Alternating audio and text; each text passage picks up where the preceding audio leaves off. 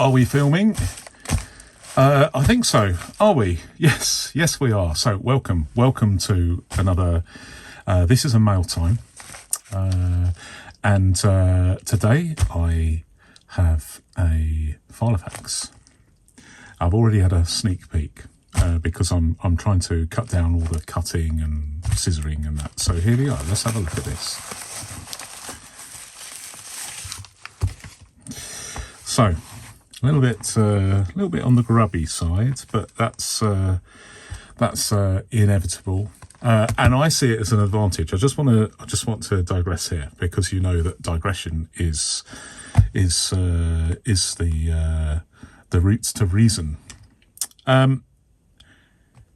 If every Filofax was meticulously prepared, expertly photographed, and fabulously described, then the things that I would like to buy are going to cost more because I'm going to be in competition with others who are equally beguiled and seduced by those lovely photographs, those eloquent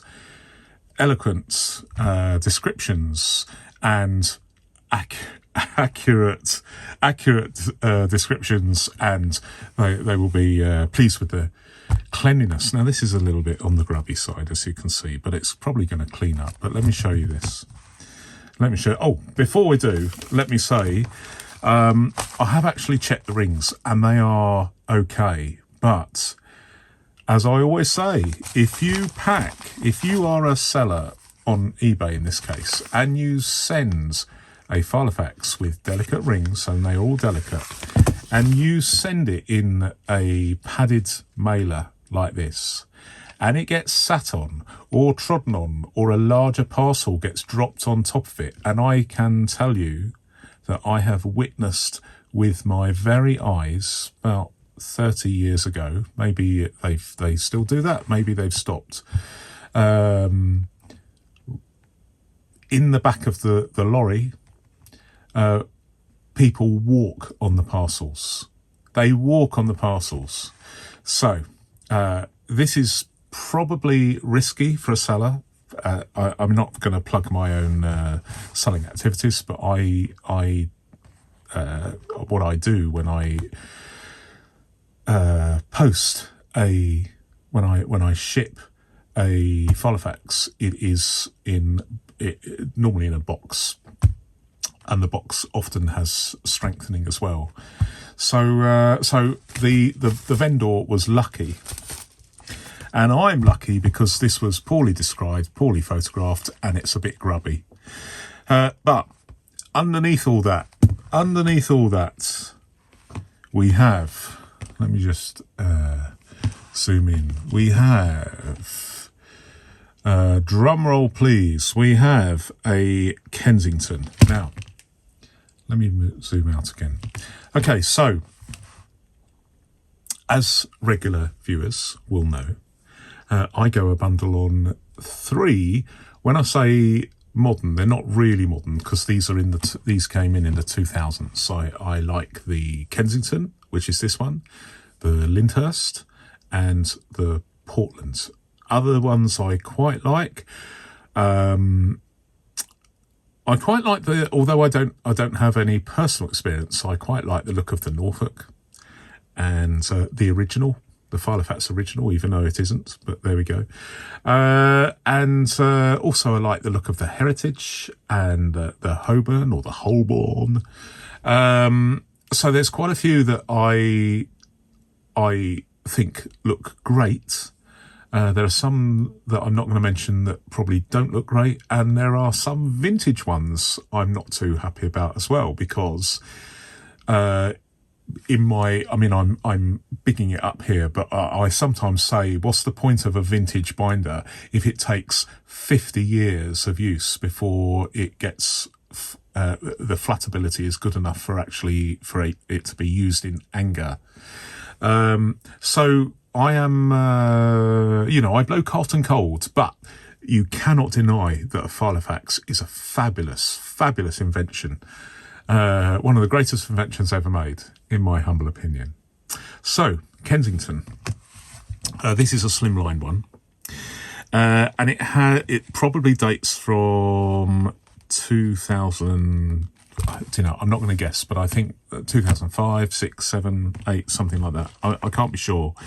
But what I like about them is they don't seem to suffer from the same deterioration as some models, where especially the corners they wear away and you can see the cardboard underneath, and others that start chipping away, so you get a really strange effect where ostensibly what looks like really nice leather turns out to be a very thin veneer over a man-made substrate, and it's not a good look. But that kind of deterioration does not seem to affect the Kensington, and I have had the Kensington in mini size, personal size, and pocket size, and now slimline. I'm not sure whether I've got a slimline Kensington in my collection, but do you know what? This was not presented very well. I thought it was a bargain. In fact, the vendor didn't even say it was a Kensington, and it was very, very hard to see that it was a Kensington. Whereas what he should have done was been capable of shouting from the rooftops, "Hey, you guys, this is a Kensington, and as you know, Neil recommends these, so get bidding now." Do you know what? I can't remember whether this was a buy it now or an auction. I can't remember because it was some time ago. Took a while to arrive.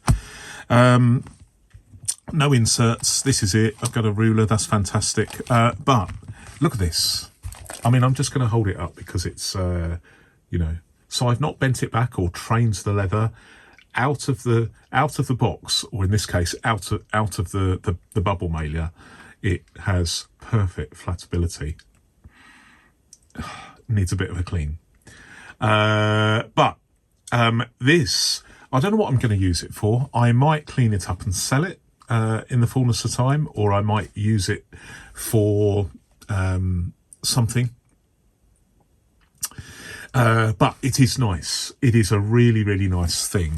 And I can't remember how much I paid for it. I think it was something like £10, 10 UK pounds, which when you consider that something of a similar quality, let's say a slimline, how much does a modern slimline binder like this cost? Probably about £100. So even though I have to do two things. One is I have to clean it, and as soon as this video is over, I'm going to be washing my hands thoroughly, and then I will be putting this in not a bucket, a square plastic box that I use. Anything that comes in that needs cleaning, it goes in there. It's like in quarantine until it's clean. I don't use them straight away. I will clean it thoroughly. But I've lost my train of thread. I'm sorry. I am the big advantage. The big risks were that it was it may not have been as good a condition as this. The rings might have been damaged or misaligned or whatever, or indeed it might have arrived damaged in the post. So there's lots of risk associated with. I'm not saying it's a poor seller, probably a casual seller, or seller that doesn't appreciate that there is some kind of, it doesn't appreciate the advantages of good presentation. And I'm a retired antiques dealer. I've been doing this, buying and selling, since I was a teenager. So I know that things that are poorly presented are cheap to buy, and I know that things that are well presented are fetch more money, and that is how antique dealers make their money, I guess. Although there is, I'm digressing again, but I used to do well shipping to other markets, particularly to America. Antique shops in New York are very, very keen on British stuff from dealers like me. I was a kind of middleman. I did have bricks and mortar stores, albeit I rented space in several what they call emporiums in the UK. I think they might call them emporiums in America as well. I'm not sure, but they're antiques emporiums. So you have lots of dealers renting space in one building, and then you get one sort of checkout, so people can buy from your space and then take the item to the central checkout, and then at the end of the month they count up the money and then they pay the dealers for what was sold in their space. So that's how it works. So I have had lots and lots of experience with this sort of thing. I've had lots of experience of cleaning Filofaxes, so this is going to be another one of those. But it's a superb thing, and I would recommend anyone to test out the Filofax Kensington. It had a good long production run, so there are plenty of Kensingtons, and one of the wonderful things, although I love the Guildford Mini Extra Slims and also these Mini Executives, they do have a problem with appalling leather that just falls off in clumps, and you just have to accept that that's part of the deal. If you want a nice mini-sized Filofax that opens with good flatability, then you have to accept the appalling internal leather. I think that was the rule. So that's what I have to do. I just accept it. But with a Kensington, there are no such problems. So there are lots of advantages and no disadvantages. It is a nice thing. And this slimline binder is fabulous, just fabulous. And a tenner, obviously it's going to take me time to clean and present and photograph and list in the fullness of time. So that I have to account for my time and how much is my time per hour. You have to work these things out. This is not I was going to say it's not a labour of love, but it is a labour of love, because I do love doing this thing and talking about it.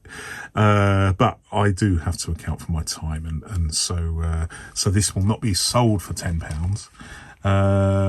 Because it's going to be in immaculate condition, and I take the risk of shipping out of the equation because I ship in with better protection. So I guess there are buyers who don't want to muck about. They do not want to take a risk, so they will pay a premium price for something that they know they can be fairly reassured that it's going to get to them in one piece, and it's going to be nicely presented and accurately described. So I'll leave it there, because this is not supposed to be a sales pitch. It's supposed to be like a mail time. But thanks very much for watching. Until next video, goodbye.